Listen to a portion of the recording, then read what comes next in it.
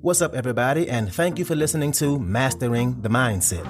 My name is Dariusdotch, and I'm an actor, hip-hop artist, and fitness and life coach. And I'm here to personally help you train and improve your mindset so that you can, 1, become the best version of yourself mentally, and 2, gain focus and motivation to be able to take action and achieve the success in life that you want and deserve. Before we get started, please like and subscribe to my channel, and at the end of this episode, if you liked it, please share it with a friend or a loved one or someone who would benefit from hearing this message.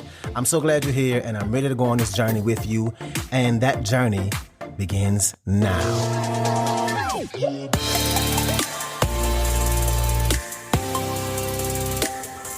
All right, so today we're going to talk about how to stop negotiating with your mind and simply get shit done. Yeah. That's how I'm starting this episode. Because here's the thing.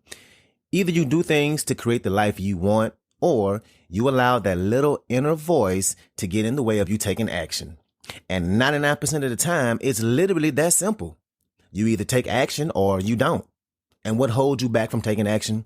That little voice inside your head. So let's talk about how to smash that little voice in your head. We have to destroy that little voice. Why? Because everything we want in life is usually on the other side of our fears. It's usually on the other side of that little voice that tells you that you're not good enough. You're not smart enough. What if people have a bad opinion of you? What if you get rejected? What if somebody says no? Everything that you want is on the other side of that voice. On the other side of all the excuses you give yourself. And everybody has excuses, right? And the thing is, if you're going to give yourself an excuse, cool. But what you need to understand is that you're going to have to live with those consequences later on in life. If you give yourself excuses on why you can't go to the gym, 5, 10, 20 years down the road, you're going to have to live with the consequences of what your body will be like if you don't take care of it, if you didn't take care of it. If you decide not to eat healthy for the next 10 years of your life and you give yourself excuses on why you're not eating healthy, you're going to have to live with those consequences later on in life. It's that simple. You either get what you want in life or you don't. And life can be easy now and hard later, or hard now and easy later. It all depends on if you're willing to put in the work and have delayed gratification versus instant gratification. And what do I mean by that? Delayed gratification is saying, I'm going to work out for the next 2 months, 4 times a week, knowing that your body isn't going to change that much in the first 2 weeks, 3 weeks, month, hell, 2 months. And it might not be until 18 months from now until I have the body I want. And it's hard now, but it'll be easy later. Why is it easier later? Because now my body is working at a much better performance level because I'm used to doing all the things that used to kick my ass in the beginning.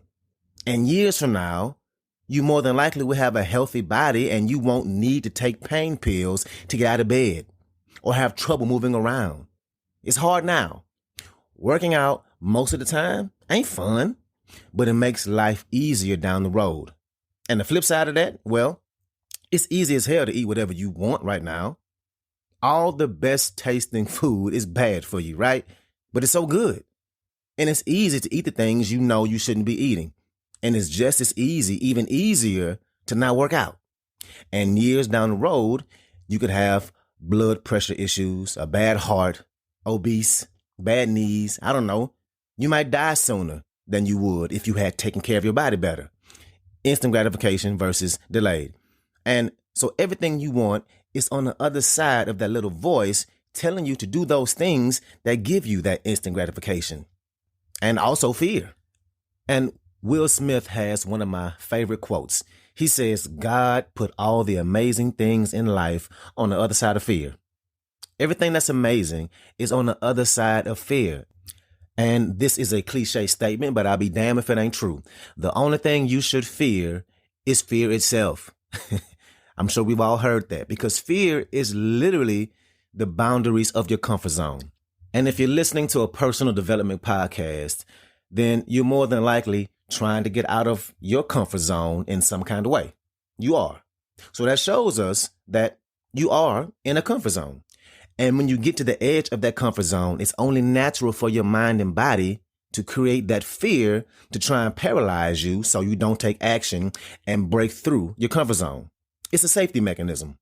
And the thing is, which you've heard me say before, the next step, the way to level up, to gain and attain the things you want in life is going to require you to step outside your comfort zone. Do you want to stay where you are forever?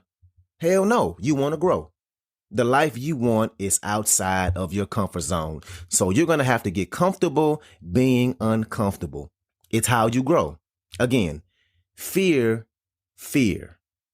Living your life captive to your fears will not give you a full life. What's going to happen is you're going to get to the end of your life and realize you wish you should have done more. And I don't know about you, but that scares the hell out of me. That's what I'm afraid of. Not living up to my full potential. So we all have this little voice inside us. And let me tell you, it doesn't go away. Ever. I've been working on this for over a year, and it's still there every day.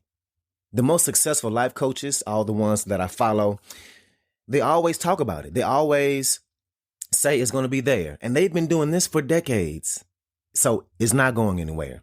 We have to learn to stop listening to it. It's that little voice that's saying that you're not smart enough, that you're not pretty enough, that you're not fit enough, you're not worthy. Go back to bed and sleep in. Don't work out. Stay on Instagram another hour. Stay on the couch. Eat that food because it tastes good. Don't worry about the consequences. That's the voice we need to smash. Everything we want is on the other side of that voice. So when you notice that voice, you have to do the exact opposite of what it's trying to tell you to do. You have to.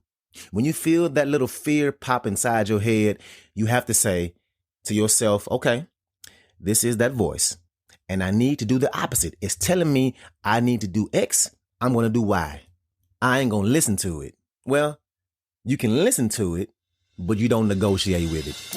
What's up? I want to take a quick moment to say thank you so much for listening to this episode, and to also let you know that this podcast is 100% donation driven, which means it's completely funded by you, the listener. So if you like the content I have to offer, I would love it if you can make a donation and you get to pick the amount. I left links in the description of the video as well as my homepage. You can choose which way benefits you the best to donate. And if you need more options, please feel free to email me at dariusdotch@gmail.com. That's dariusdotch@gmail.com. Again, thank you so much for being here, and let's get back to it. Do not let that voice inside your head win. And you may be a person who lives in fear a lot. The voice in your head might be constant and just loud, so loud all the damn time. And like I said, you will never completely get rid of it, but you have to turn it down some. You have to. The difference between the people who have the life they want and those who don't isn't that one person has the voice and one doesn't. Is that the person that has the life they want doesn't listen to it. The people who are growing towards that life they want, the ones that are working on improving themselves, they still have that voice. They just don't listen to it. For example, I have a very athletic build, right? I work out a lot, so my body shows that. And people always ask me, how am I motivated to work out all the time? And the answer is, I'm not. I'm not motivated to work out all the time. Majority of the time, I don't want to.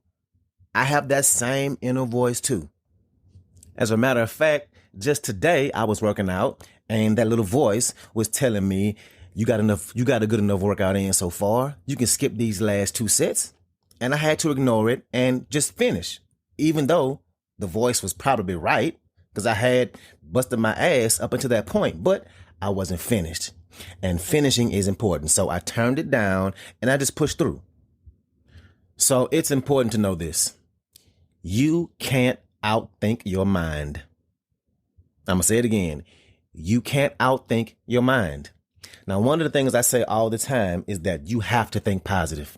You have to limit all those negative thoughts you have on a daily basis and fill your mind with positivity and optimism, because way too often we do the exact opposite. We think about all the ways things can go wrong. We doubt ourselves. We talk really horribly to ourselves, right? So I'm always preaching, think positively. Expect things to go right. Tell yourself you are enough. You are worthy. But you can't outthink your mind. Just because you take the time to think about all the limiting beliefs you have won't actually make your limiting beliefs any better. You know what makes your limiting beliefs better? Taking action against them. So if your limiting beliefs are, I don't think I'm worthy in some kind of way, well, what you need to do is start working on yourself. Maybe you need to do that research and gain that knowledge you don't have. Maybe you need to eat healthier and work out consistently so that you can get your body to a place you feel good about. Maybe you need to take the time to actually put in work and actively improve your credit.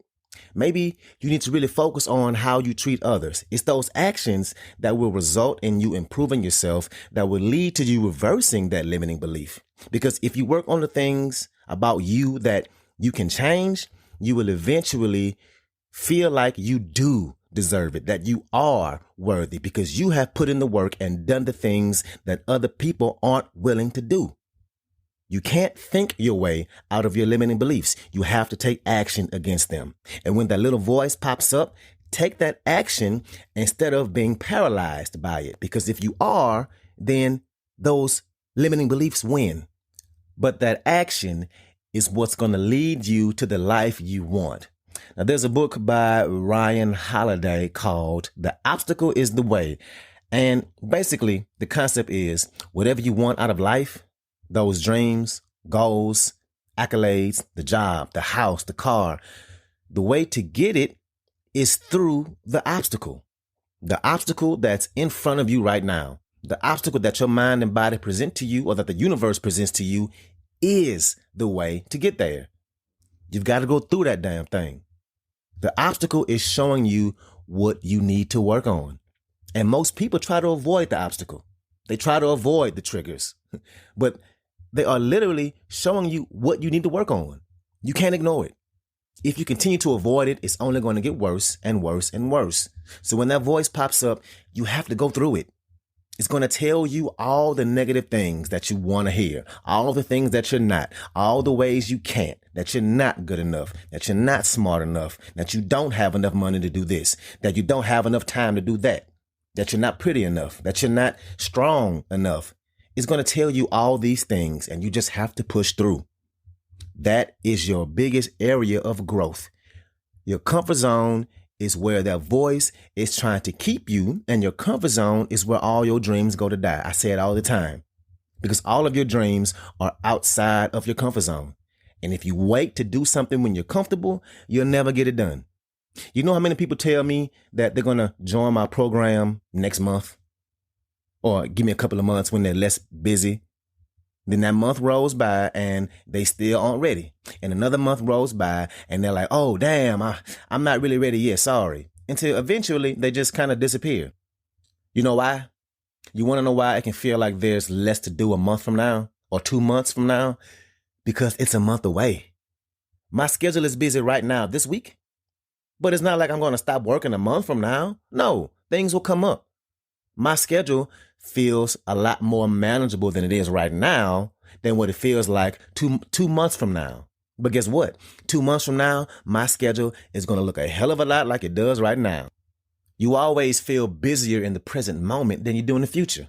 So if you pass off your dreams into the future, your future is going to look exactly like it does right now. You are making your future your current reality. You're still going to be busy in the future. Now, why am I saying this? Because the time is now. Stop acting like you're going to do it tomorrow. Stop acting like you're going to do it next week or next month. What you're doing is waiting to get comfortable. And that's that little voice. It's tricking you into believing that you're too busy, that you won't be just as busy in a month. It's keeping you in your comfort zone because that's really what it boils down to. Being busy isn't comfortable. Your brain wants you to be comfortable. And that's human nature. But something making you a little bit busier and something being impossible are two different things. But that voice is going to put that roadblock up in front of you. And if you let that roadblock stop you, your life is going to be exactly like it is 10, 20 years from now. Okay, so I'm gonna leave you alone now, but I want to leave you with the question, and I really want you to think about this question. The question is, how long have you currently been stuck in your comfort zone? A year? 2 years? 10, 20 years? The thing is, if you're being honest with yourself, you know you're in it, but how long will you stay there? Forever? Because if you stay there, your life is going to be exactly the same 2, 10, 20 years from now. You'll just be older. So why not take action now instead? You have to seek discomfort. Push towards those boundaries of your comfort zone and expand it. Because the bigger your comfort zone is, the less ways you will find to limit yourself. So how long have you been here in this comfort zone? Think about that. So that's what I got for you today. If you like this episode, please share it with somebody that can benefit from this, somebody who is a friend or a family member, somebody who has goals and is trying to improve their lives. So thank you again, and let's get it in.